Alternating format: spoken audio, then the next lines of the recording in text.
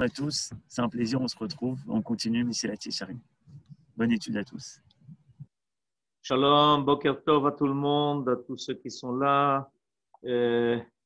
Merci d'être avec nous et à Johan de son travail. Alors, on avait appris la dernière fois que l'homme doit être conscient de la conséquence de ses actes parce que, évidemment, il y a une justice qui est rendue et qui est faite à propos de tout ce que l'homme pense, dit et fait. Mais le Ramchal rajoute quelque chose de très important. Il faut savoir qu'il y a rajouté à cette justice une dimension de Rachamim. C'est-à-dire que Akadosh Baruch Hu, d'un côté, est le juge suprême, mais il est aussi celui qui profondément aime l'homme et le monde qu'il a créé. Et donc, il y aura, va nous dire le Ramchal toujours, 3 paramètres qui vont apparaître en plus de la justice qui va être rendue. Ces 3 paramètres, ils sont très importants parce qu'ils vont nous permettre de comprendre en fait en quoi consiste la tchouva. Selon la justice, nous dit le Ramchal, selon la justice la plus rigoureuse, il y aurait en fait 3 manifestations qui seraient insupportables pour l'homme. Insupportables dans le sens où l'homme ne pourrait pas être à la mesure de les assumer. La première manifestation aurait été que d'abord l'homme aurait été puni de la façon la plus rigoureuse parce qu'à chaque fois qu'il transgresse la volonté de Dieu, en fait, c'est comme s'il se révoltait. Désolé, je vous coupe parce qu'on a oublié de dire que le cours est Refoua Shelema de notre ami Denis, le fidèle de la communauté, qui a une opération. Il vous a tenu au courant, j'imagine. Oui, c'est vrai, il nous a d'ailleurs demandé de Yehuda Ben Tzvi. Yehuda Ben Tzvi et Gitel Kassel, et Refoua Shlema, qui est toujours avec nous, Bezrat Hashem, il passe donc cette opération avec succès et qu'il revienne Bari et Shalem. Amen, amen. Bezrat Hashem. On va reprendre donc l'étude qu'on a commencée. Le Ramchal nous dit que si on était dicté, si notre vie était dictée uniquement par une mesure de justice la plus rigoureuse, on aurait à affronter 3 choses qui auraient été très difficiles à assumer pour l'homme. La première, c'est que à chaque fois que l'homme fauterait, il devrait être puni de la façon la plus dure parce qu'on peut constater dans chaque faute une espèce de rébellion, une espèce c'est comme si l'homme ne tenait plus compte de la présence de Dieu. Et quand un homme faute, c'est comme quelqu'un qui est devant le roi et qui fait semblant de ne pas voir le roi. Ce qui est évidemment très grave. Tu es en présence du roi. Pourquoi je dis qu'on est en présence du roi? Parce qu'évidemment, Akadosh Baruch Hu, il est Melech HaOlam.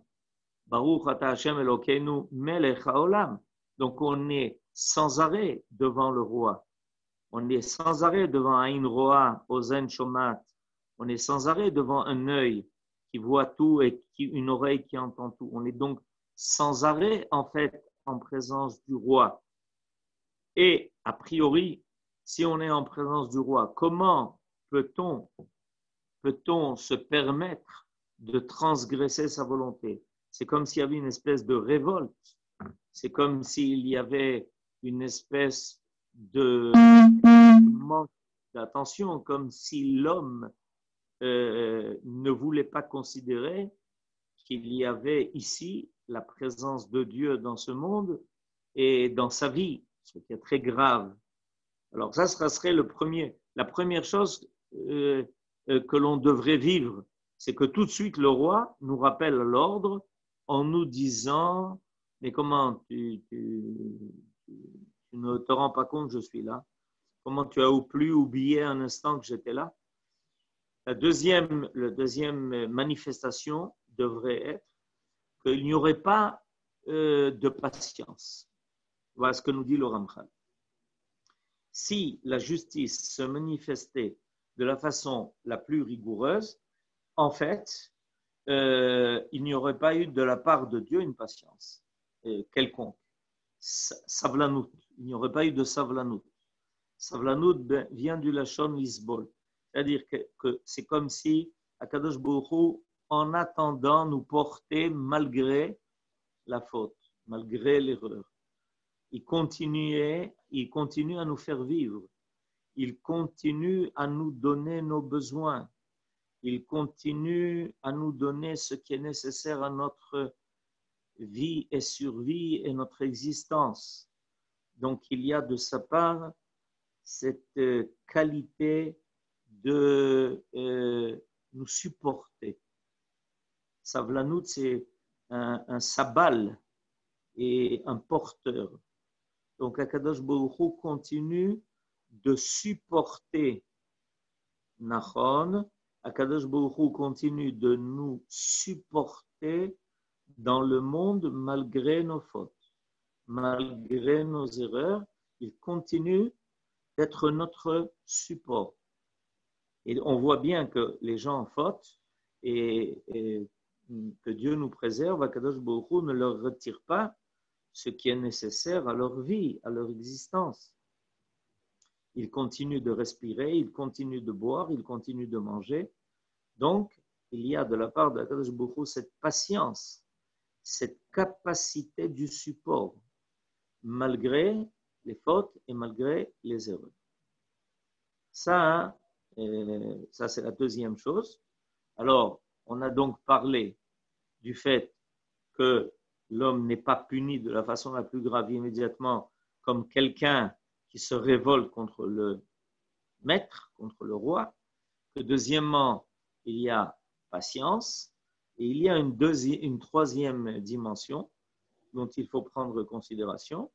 Nous dit le Ramchal que quand quelqu'un faute, a priori, il y a des fautes et des erreurs qui sont irréparables dans les faits. C'est-à-dire que il y a des fautes, des erreurs qui peuvent être récupérées. Par exemple, quelqu'un a dérobé à quelqu'un d'autre de l'argent ou un objet. Il peut lui rendre, il peut lui restituer. Donc, a priori, malgré la faute, on peut ramener les choses à leur point de départ.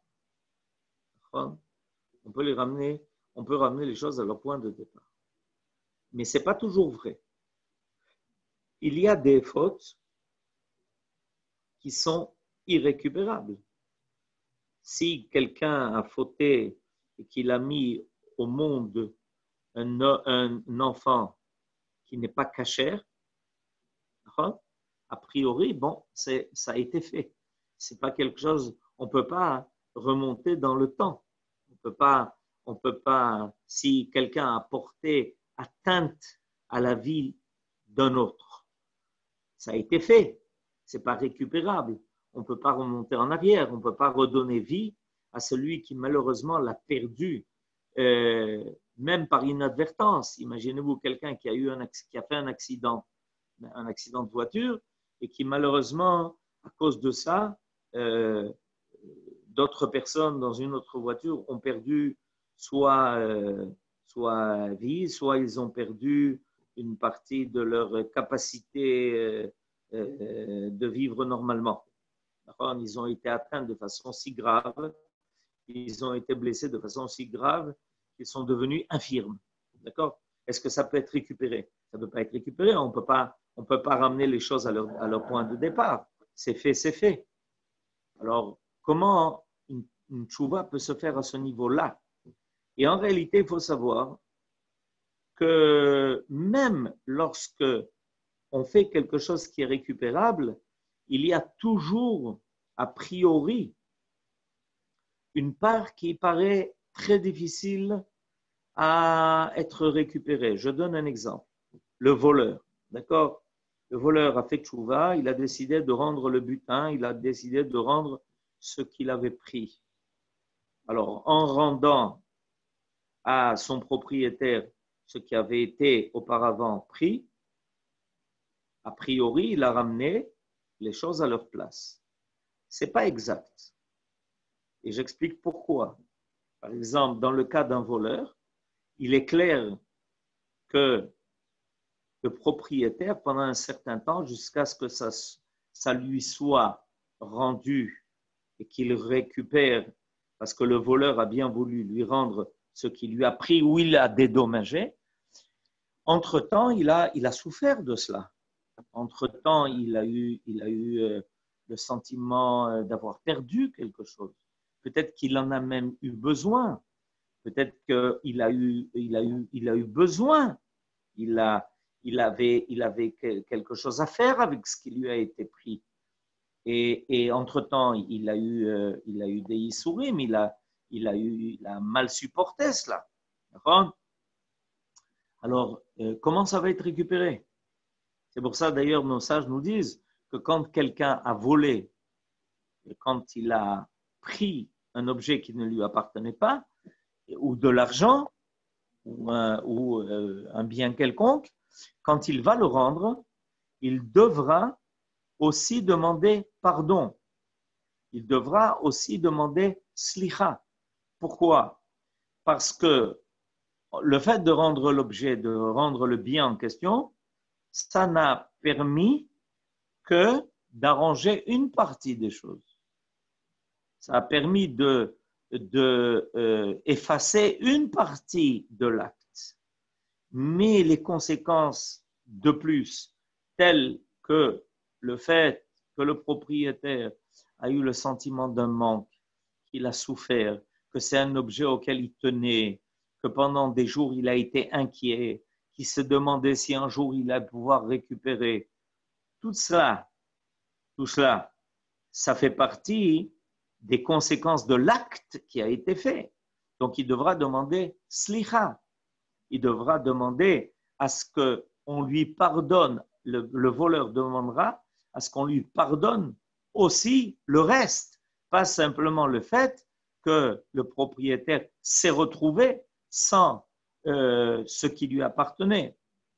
Alors, nous dit le Ramchal, il y a quelque chose de très, très intéressant, que Akadosh Baruch Hu, bien que, comme on l'a appris la dernière fois, va se manifester dans ce monde par la mesure de la justice.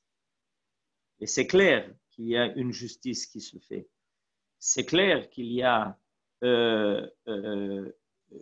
la part de Akadosh Baruch Hu et réclamer la vérité.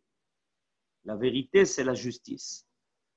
C'est-à-dire que Akadosh Baruch Hu intervient dans ce monde pour faire que la vérité apparaisse, que la justice se manifeste. Mais Akadosh Baruch Hu, connaissant le monde et connaissant l'homme, il sait ses défauts. Il connaît ses faiblesses. Il sait que le monde est imparfait. Il sait que l'homme aussi a ses difficultés. Il a ses imperfections. Il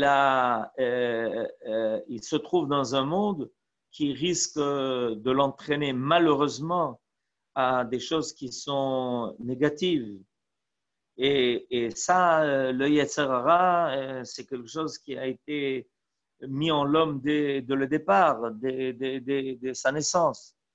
Donc, il y a une mesure de rachamim qui va accompagner la mesure de la justice. Cette rachamim, en fait, c'est donc la patience dont on a parlé, c'est-à-dire que Akadosh Baruch Hu tient compte de l'imperfection du monde et de l'imperfection de l'homme, et qu'il va lui donner le moyen de récupérer. de récupérer ce qui n'a pas été réussi dès le départ. On est conscient que la vie de l'homme n'est pas forcément une réussite a priori, mais une réussite a posteriori. C'est-à-dire que l'homme fait des essais. On est dans une vie où on essaye d'être bon. On fait des essais. Et on apprend petit à petit à fermer, on apprend à combler ce qui sépare l'idéal de la réalité. C'est une chance que c'est comme ça. C'est-à-dire, Akadosh Baruch Hu sait que pour pouvoir arriver au parfait, on va devoir passer par un temps, par un parcours qui nous fera à chaque fois récupérer une partie des choses qui n'ont pas été réussies a priori. On devra donc, on vit une vie où il y a sans arrêt une remise en place qui petit à petit nous amène à quelque chose de plus vrai, de plus exact. Alors, comment la mesure de la savlanout, de la mesure de rachamim, ça s'appelle rachamim. Rachamim, c'est la capacité. Rachamim vient du mot rechem, la matrice. C'est-à-dire que la maman porte pendant 9 mois l'enfant pour lui permettre de se développer, pour lui permettre d'avoir toute sa forme, pour lui permettre d'avoir toutes les forces nécessaires qui lui permettront ensuite de réaliser sa propre vie. Donc, Rachamim vient de cela. Akadosh Baruch Hu nous porte et nous supporte. Et il porte l'histoire de l'homme. Il la supporte. Dans la mythologie grecque, les Havdil, alors on voit quelqu'un qui doit supporter le globe terrestre. Ok, mais nous, ce n'est pas cette image que l'on a, qui est une image d'idolâtrie. On a l'idée que Dieu, par sa puissance, sa bonté, sa force, sa volonté infinie, supporte l'histoire de l'homme jusqu'à sa réussite. Parce que Dieu, en créant le monde et l'homme, a un projet de réussite. Non pas un projet d'échec, mais un projet de réussite de l'histoire du monde, c'est-à-dire de la réussite de la nature, et de l'histoire de l'homme, c'est-à-dire de la réussite des idéaux que Dieu propose à l'homme. Alors, nous dit le Ramchal, ça va passer par cette midat arachamim, cette mesure de patience, de miséricorde, va se traduire par 3 choses. Et voilà ce qu'il nous enseigne dans ce chapitre et c'est très important. La première chose, c'est que le premier point est que Akadosh Baruch Hu ne punit jamais l'homme dans la totalité de ce qu'il lui revient d'être puni. C'est-à-dire qu'il y a amtakat adin. Amtakat adin, c'est comme adoucir la justice. Il y a quelque chose qui adoucit la justice. D'accord ? Ça ressemble un peu aux médicaments que nous prenons. D'accord ? C'est-à-dire que quand on a besoin des fois de prendre un cachet quelconque, on met le produit qui est actif dans quelque chose qui est doux et qui va permettre à l'homme de l'avaler ou de le sucer ou de l'intégrer de façon à ce que ça ne soit pas trop amer pour l'homme, ça ne soit pas insupportable pour l'homme. C'est-à-dire qu'il y a ici quelque chose qui doit obligatoirement être administré à l'homme pour qu'il puisse se guérir, mais on a soin de le faire de telle façon que ça soit acceptable pour l'homme. Par exemple, s'il a besoin de resservir, par exemple, s'il a besoin de recevoir une certaine dose de produits, on va lui donner progressivement, de telle façon que l'homme soit capable de supporter, d'intégrer. Alors, nous dit Akadosh Baruch Hu, la justice divine que je vais manifester, je ne la manifesterai pas dans toute sa rigueur. Nous dit le Ramchal, Akadosh Baruch Hu, même lorsqu'il va intervenir quand un homme a fait une faute, une erreur, il va manifester une justice qui est supportable par l'homme. C'est-à-dire, elle n'apparaîtrait pas dans toute sa force, dans toute sa rigueur. Le deuxième paramètre qui est important, c'est que l'homme reçoit toujours un sursis. Il reçoit toujours un délai qui lui permettra de faire tchouva, qui lui permettra de repenser ses actes. Quand un homme fait ses premières erreurs, par exemple, prenons le temps, le temps de l'homme. Avant d'être redevable de mitzvot, un homme passe, si c'est un garçon 13 ans, une fille 12 ans. On laisse un certain développement, une certaine maturité. Ensuite, il ne sera pas puni pour les fautes envers le Créateur jusqu'à l'âge de 20 ans. Parce que Akadosh Baruch Hu sait que l'homme a besoin d'une maturité pour prendre conscience de quelque chose d'abstrait. Fauter envers le Créateur, c'est abstrait. Fauter envers autrui, ça, on peut le comprendre beaucoup plus vite, beaucoup plus facilement. On voit les conséquences de ses actes. Quand on a causé préjudice à autrui, on est capable de prendre considération de la façon dont on a agi. On peut voir ça. On peut remarquer ça. Donc, ça, on peut s'en apercevoir bien avant. On est bien conscient. On est d'accord. Mais, néanmoins,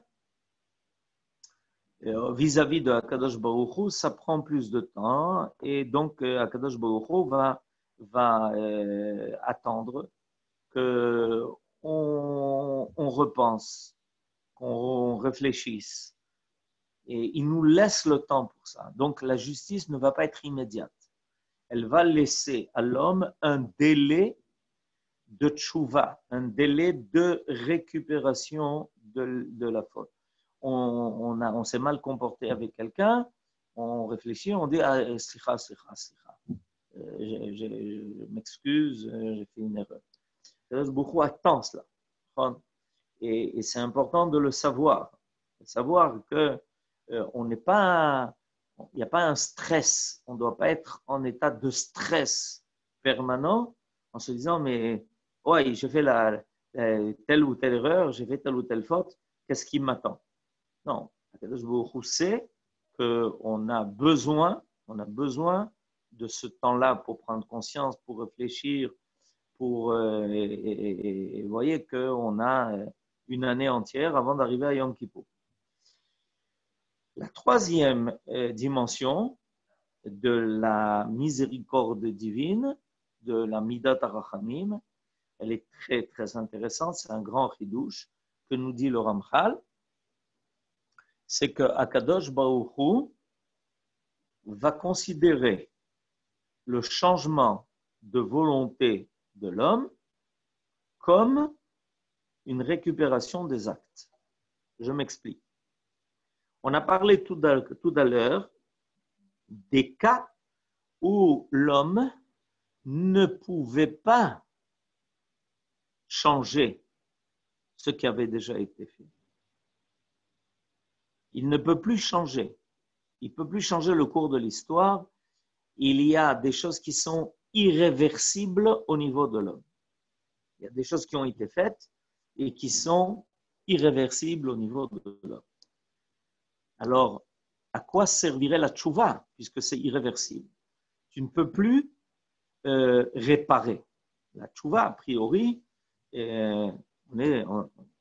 devrait nous permettre de rencontrer le monde de la réparation. Or, Il y a des fautes qui sont irréparables parce ce sont des actes qui sont irréversibles. Alors, le Ramchal nous dit qu'il y a un grand secret, un secret divin dans la tchouva, c'est que Akadosh Baruch Hu prend sur lui de réparer ce que l'homme ne peut pas réparer à une condition. C'est que l'homme, lui, fasse une tchouva sur sa volonté. Chaque acte est animé par une volonté. Dans chaque acte que nous faisons, il y a notre volonté qui anime cet acte. Ça explique pourquoi il y a des degrés dans la valeur d'un acte. Il y a des actes qui sont faits de façon totalement irresponsable, sans que l'homme n'ait conscience de la gravité ou de la valeur de l'acte. Il y a des fois des choses qui sont faites par inadvertance, ça s'appelle shogeg. Il y a des actes qui sont faits bémézid, c'est-à-dire volontairement.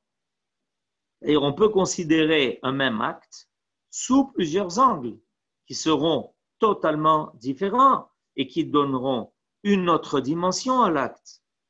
Quand on a fait quelque chose sans même s'en rendre compte, ou quand on a fait quelque chose par inadvertance, ou quand on a fait quelque chose volontairement, réfléchi, un acte réfléchi, ce n'est pas du tout la même signification. Ok?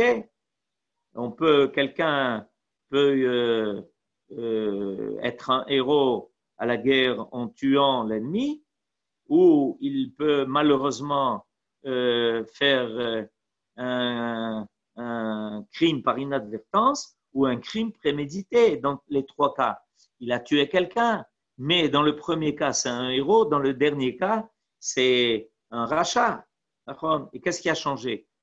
A priori, on a le même résultat, mais en réalité, c'est parce qu'il y avait une intention différente qui s'y cachait. Alors, Akadosh Baruch Hu dit la chose suivante, nous révèle le Ramchal dans le secret de la tchouva.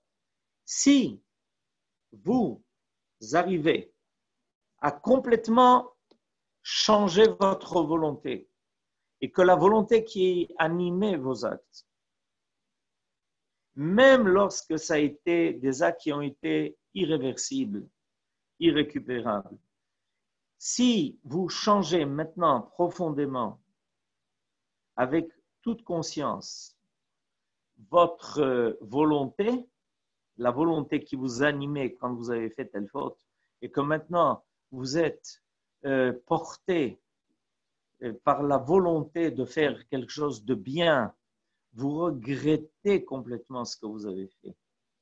Vous êtes dans une situation où vous auriez souhaité que ce qui a été fait n'ait jamais été fait. Et vous retirez en fait de l'acte négatif qui a eu de telles conséquences, vous retirez de cet acte négatif la volonté qui l'animait. Maintenant, vous êtes comme quelqu'un qui, si j'avais la possibilité de revenir à ce moment-là, à cet instant-là, alors j'agirais avec une volonté qui est diamétralement opposée. Et j'aurais voulu une conséquence qui soit complètement inverse. Alors Akadosh Baruch Hu prend cette volonté de l'homme et il la transforme en quelque chose qui va réparer ce qui a déjà été fait. Évidemment, il n'y a que Dieu qui peut faire une chose pareille. Pourquoi? Parce que nous ne sommes pas capables de remonter dans l'histoire. Mais au niveau de l'éternel, tout est éternel. Ça veut dire quoi? Ça veut dire qu'il n'y a pas le passé, le présent et le futur. Akadosh Baruch Hu s'appelle Ove, Haya ve'yeh. C'est-à-dire que son nom nous révèle une dimension qui dépasse tout le temps. Et donc, pour attribuer ce qui se fait ou ce qui est moyen, il a la possibilité de circuler librement sur le vecteur de l'histoire. Il peut aller vers l'avant, il peut aller vers l'arrière, et il peut donc amener un remède même à des choses qui ont déjà été faites. Mais pour que ça se déclenche, pour que cette possibilité apparaisse, il faut que l'homme retire la volonté qu'il a manifestée au moment de l'acte où il a agi. Si l'homme retire sa volonté, et il la retire comment? Il la retire comme Maïmonide nous l'explique. Il regrette. Comme quelqu'un qui vient faire Atarat Nedarim, nous dit le Ramchal, qui regrette le vœu qu'il a fait. C'est-à-dire, quand quelqu'un fait un Atarat Nedarim, on lui demande est-ce que tu aurais voulu, si tu avais pensé à toutes les conséquences de ton vœu, est-ce que tu aurais quand même fait ton vœu? Et il dit non, pas du tout. J'aurais jamais fait un tel vœu ou un tel serment. Donc, en fait, qu'est-ce qu'il est en train de dire? En réalité, ne m'attribuez plus ce vœu, ni ce serment, parce que maintenant que je suis conscient des conséquences de mes vœux et de mes engagements, j'aurais bien voulu que ça ne se soit jamais fait. Et à ce moment-là, il n'y a plus de neder, il n'y a plus de vœux, il n'y a plus d'engagement. Nous dit le Ramchal, il en est exactement la même chose pour ce que l'homme a déjà fait. Si l'homme retire la volonté qu'il avait amenée à telle ou telle faute, Akadosh Baruch Hu considère que cet acte n'a plus aucun contenu.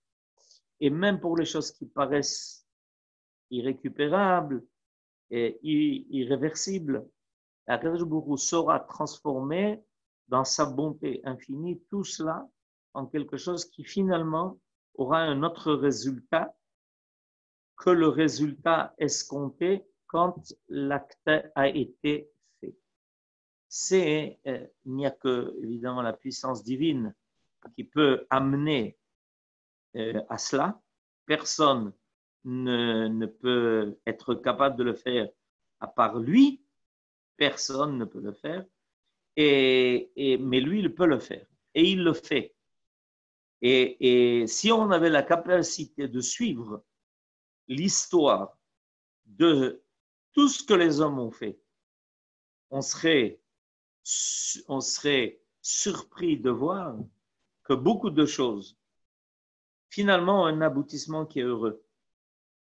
Même lorsqu'au départ, ils ont été faits peut-être avec une intention qui n'était pas bonne. Et à propos de cela, nos sages ont dit Akol letova. Akol letova, ça veut dire tout est bien. C'est pas ce qui est dit. Il n'y a pas marqué Akol tov. Il y a marqué Akol letova. Il y a une grande différence. Akol tov, ça veut dire tout est déjà bien, ce qui est faux. Parce qu'il y a des choses qui ne sont pas bien encore. Mais Akol letova, ça veut dire tout finira par aboutir au bien. Akol letova, c'est une direction qui est donnée. Et comment ça peut se passer? Comment ça peut arriver une chose pareille? Que Akol letova.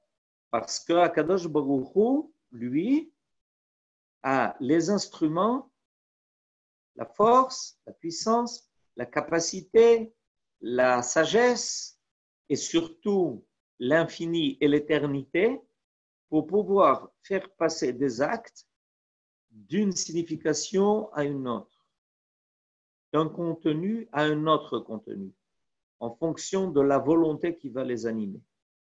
Et c'est pour ça que la tchouva d'Israël est une tchouva qui est très, très particulière et qui est différente d'une tchouva que l'on peut rencontrer chez d'autres peuples. Chez les autres peuples, la tchouva, c'est changer le futur, pour le futur. Par contre, la tchouva d'Israël est capable d'être une tchouva sur ce qui s'est déjà passé.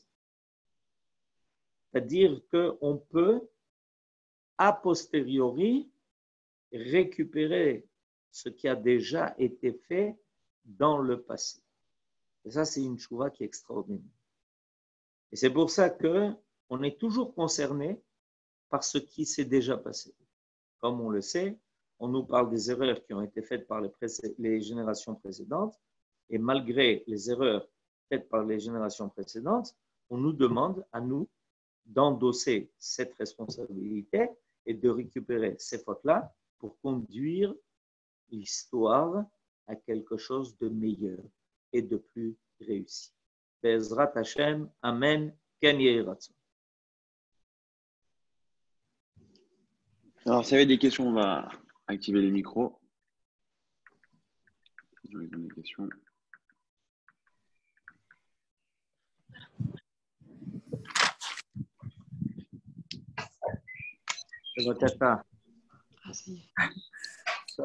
Kol Tov Yosef. Kol Tov, Rav, je voulais vous dire d'abord que j'ai eu une pensée pour vous aujourd'hui, plus que d'habitude, parce que j'ai entendu qu'il y a eu une tentative d'attentat à Itamar et ça m'a donné un frisson au dos et j'ai pensé à vous. Voilà, Rav. Voilà. Ça, c'est la première chose que je voulais vous dire. Maintenant, en fait, si vous voulez, dans ce que vous avez développé dans la Teshuvah, pour le troisième point, où l'homme, vous avez dit que l'homme n'est pas puni à la mesure de ce qu'il mérite, qu'il a ensuite la possibilité de faire Teshuvah, tout ça, on rentre dans le Rachamim et la patience d'Hachem. Mais pour le troisième cas, finalement, on se retrouve également dans le processus classique de la Teshuvah, c'est-à-dire reconnaître sa faute puisqu'on a la volonté de la transformer, et Akadosh nous y aide. On la regrette puisque Akadosh intervient à partir de notre gré, mais on est carrément dans le processus de la Teshuvah normale. Vous avez raison, mais ce qu'on a appris aujourd'hui, c'est que grâce à une teshuvah normale, on récupère ce qui paraissait irrécupérable. C'est ça qui est extraordinaire. Ça va. C'est-à-dire qu'à priori, on dit, bon, à partir de maintenant, on va faire teshuvah, et à partir de maintenant, je vais être quelqu'un de bien. Mais est-ce qu'on peut être quelqu'un de bien a posteriori? Et ça, c'est le grand chidouche. C'est que le Rambam nous apprend qu'on peut être bien a posteriori. Très bien. Chazak. Toda Rabba. Toda Rabba. Shalom, shalom. Besorot tovot. Besorot tovot. Amen, amen. Toda Rabba, Yom Tov à tous.